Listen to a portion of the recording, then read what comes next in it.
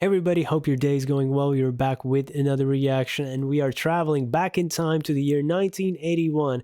And even though I wasn't born yet, I will most definitely feel some nostalgia while watching this video. Hope you will check it out with me. This is on the Weird History YouTube channel. Great YouTube channel. Check it out. Link is in the description. This is Movie Timeline. I did the TV timeline videos, which was really cool.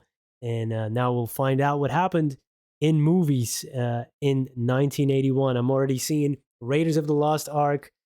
I have so much nostalgia watching the Indiana Jones films when I was a kid. Of course, I didn't watch the originals in theaters, which is a shame, but yeah, so good. Let's go.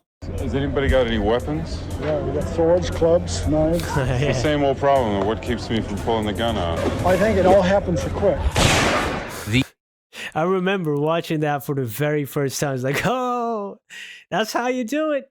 You know, it's like, in scary movies and horror movies, they hit the guy, the villain once, and instead of kind of, going to town, they run away, then fall, and then by then they already caught up.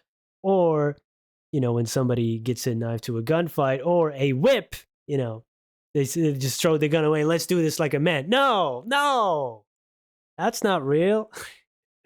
Same old problem. What keeps me from pulling the gun out? I think it all happened so quick. The 80s are a virtual treasure trove of movie nostalgia, and 1981 was no exception. Do you really think so? It gave us classic comedies like Time Bandits and Stripes. Stripes! Classic dramas like On Golden Pond and Chariots of Fire, and even a Great Muppet Caper. All that, plus the long-awaited return of Smell-O-Vision. There are just way too many beloved films from 1981 for us to... The Postman always rings twice. Smell-O-Vision, they still really haven't found a way to make that happen. We would need to go get materials for it and stuff, and it doesn't seem practical. Smell-O-Vision. There are just way too many beloved films from 1981 for us to name. I'm too tired. Oh yeah, this is great. We're taking you through all of the best movie and Hollywood-related news and events of the 1980s. This I've never seen is Heavy Metal. Timeline Movies.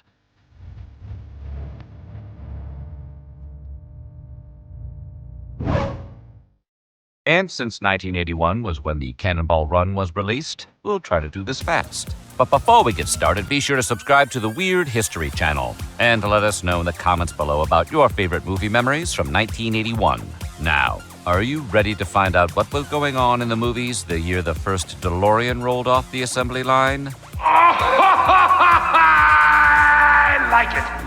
It began as an idea. A video camera and VHS recorder, all in one. JVC and Sony kicked off the year on January 9th by demonstrating the world's first camcorders in Las Vegas, Nevada, at the annual Consumer Electronics Show. The product wouldn't actually become commercially available until 1983, but once it did, holidays and dance recitals would never be the same. When this baby hits 88 miles per hour, you're gonna see some serious. Somewhere in these woods lies an experience too terrifying for words. Howling. Joe Dante's slapstick horror mystery, The Howling, hit theaters on Never March seen this one. 13th. Rick Baker, who worked on the picture initially, came up with these kind of masks that would elongate. The only reason Rick was doing our picture was because John Landis and he had been planning to do a picture called American Werewolf in London, and John had never actually done it. The movie tells the I know story that of a one. reporter who finds herself at a resort occupied by one or possibly several werewolves. I have silver bullets in here. Silver bullets, Myers. It was only a moderate box office success, but it became a cult classic and kicked off a franchise that would eventually include 7 sequels and a Really? comic book series. Meanwhile, Joe Dante would go on to direct other 80s gems like Gremlins yeah, and Gremlins. Inner Space. Hello, can you hear me? I've been meaning to rewatch Gremlins. How old do you gotta be to watch that? I was wondering if my 10-year-old daughter could. She's almost 10. I watched these things when I was 7, 8 years old. It wasn't a big deal. But I knew nowadays is try to not show some of that stuff. But Gremlins is fine, right? My wife always said she was freaked out as a kid when she saw the thing turn. So now I'm doubting. You can watch Gremlins, right? I'm possessed!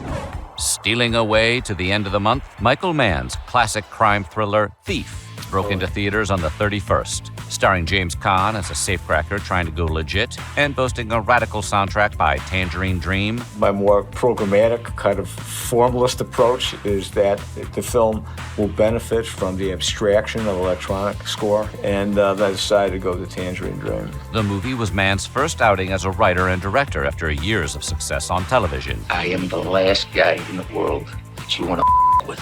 He would later go on to create Miami Vice, as well as a number of other popular crime thrillers like Heat and Collateral.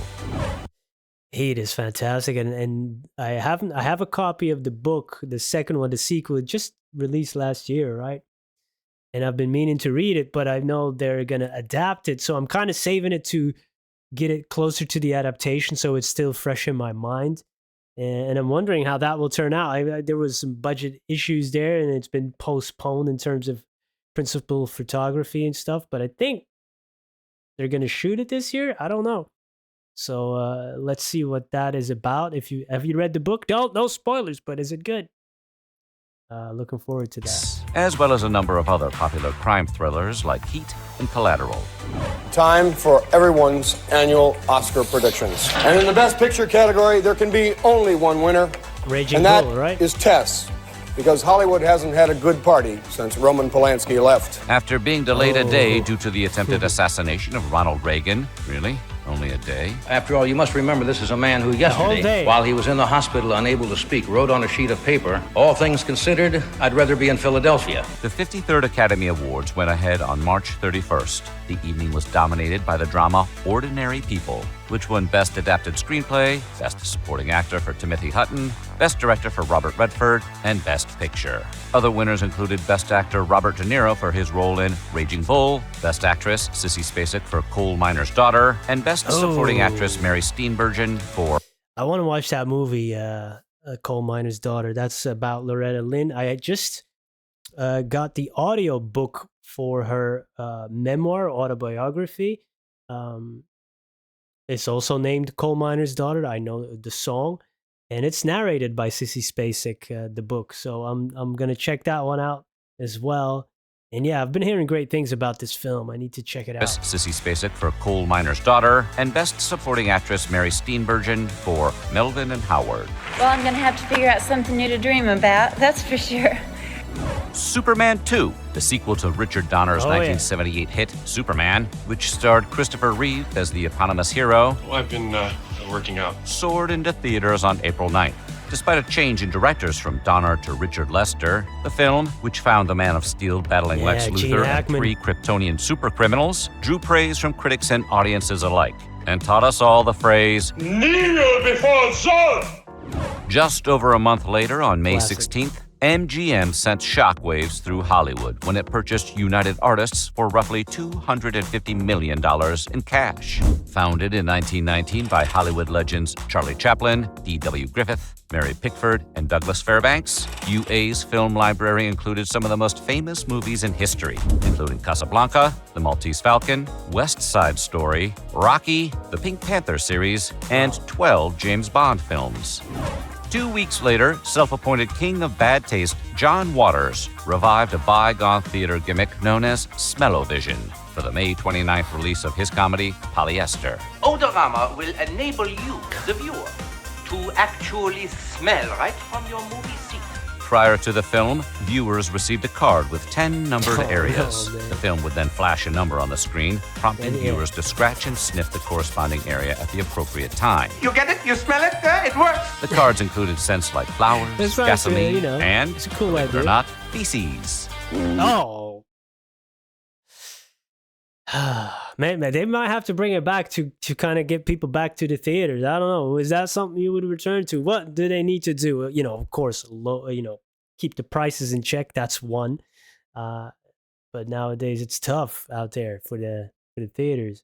I love the experience of going to the cinema, and I've been doing that all my life. And hopefully we can keep doing it. Yeah. Can this bring you back? Oh, We did say it was a John Waters film.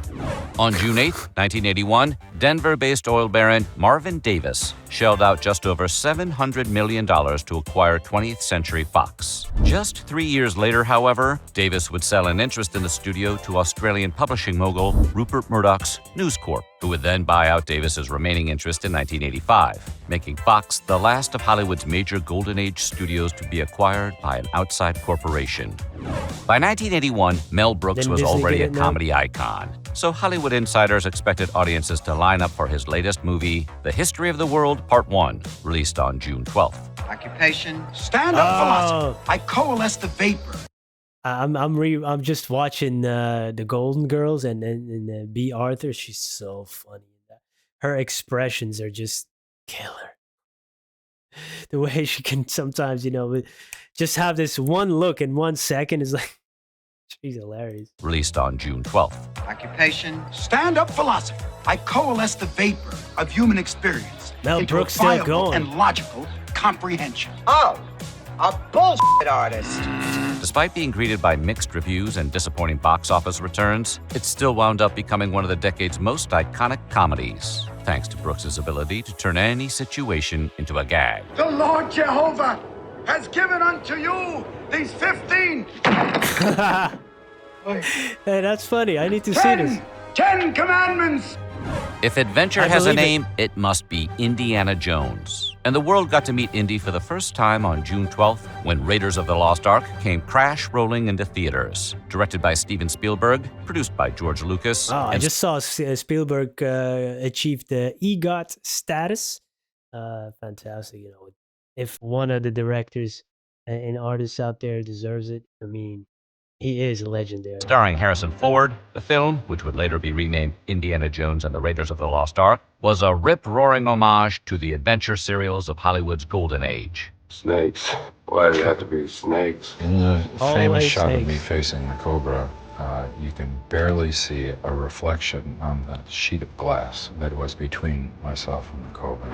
About 7,000 snakes in addition to the 2,000 we had here to make it work. It would finish as the year's #1 movie, while launching one of the most successful and beloved franchises in movie history. On May 18, 2023, roughly 42 years after the release of Raiders, Indiana Jones and the Dial of Destiny made its debut at the Cannes Film Festival. Directed by James Mangold, the sequel found its hero coming out of retirement to retrieve a powerful artifact that can alter time. The movie, which was meant to serve as something of a swan song for Harrison Ford's version of the character, received mixed to positive reviews and failed to break even at the box office. I mean, it's not the best entry, but for me, it's just like, I'm going to see Harrison Ford as Indiana Jones, and that brings a certain weight to it, I guess. And yeah, he did kind of almost end up like a secondary character in his own movie, but I still liked it, man. It's entertainment. The myth, the magic, the mystery, the majesty. Metro-Goldwyn-Mayer presents Clash of the Titans. June 12th brought the release seen of this as a Clash kid. of the Titans, a mythological adventure film that was the last movie to include special effects work by the legendary Ray Harryhausen.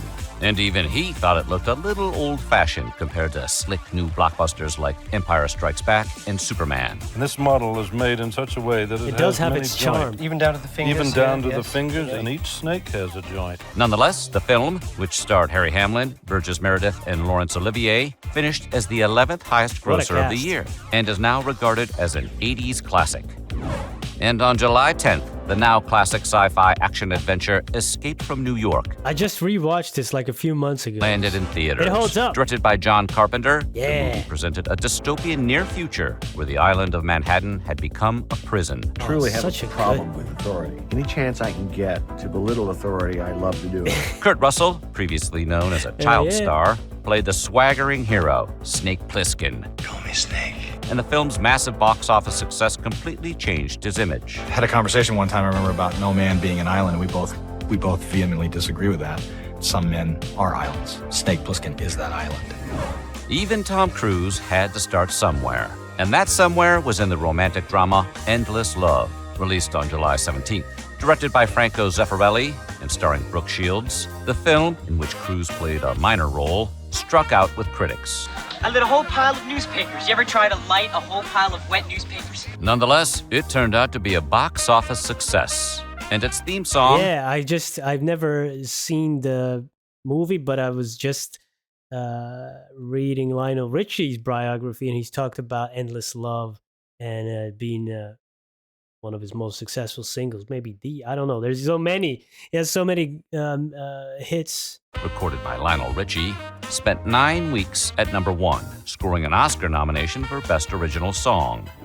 This is the story of two young American students traveling through England on the night of the full moon. Yeah. But you don't understand what's going on. I understand, all right. You're one of the undead, and I'm a werewolf. Yes, that's right. Hot off the success of 1980's The Blues Brothers, John Landis pivoted to directing the horror comedy An American Werewolf in London, released on August 21st. The film's famous transformation sequence was accomplished using surreal makeup effects designed by the now legendary Rick Baker. We made what we called change-o heads and change-o hands, which were prop likeness that actually physically had a mechanism inside that would distort it into a different shape. So we went to a urethane elastomer that we could plasticize, and it made this very stretchy, flesh-like material. And his efforts won him the first ever competitive Academy Award for Best Makeup. Released September 16th, Mommy Dearest was a biographical drama about the childhood of Christina Crawford, daughter of legendary actress Joan Crawford. The film, which starred Faye Dunaway as Joan, immediately became infamous for a graphic scene that depicted the actress whipping her daughter with a wire hanger and screaming, "No wire hangers!" Christina Crawford said the incident was entirely fictional, but the line became part of the zeitgeist, like, "Show me the money!" and "I'm the king of the world!" Now widely regarded as one of Hollywood's best actors, Denzel Washington got his big screen start in the comedy Carbon Copy, which hit theaters 9 days later on September 25th. The film starred George Segal as a rich white businessman who learns he has a 17-year-old black son, played by Washington. It's just too much of a shock for me to accept you as her son. Well, if that's too much of a shock for you, you're liable to go into a coma when you get behind this. Hi, Daddy. The movie was the first original film produced by RKO Studios in 23 years. But despite launching Washington's career, it struck out with both critics and audiences. Carbon Copy. Any resemblance between father and son is purely hysterical.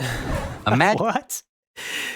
Man, Denzel has such a stage presence, and I mean, you know, just as on the screen, he's just very enigmatic and just almost larger than life. Great actor.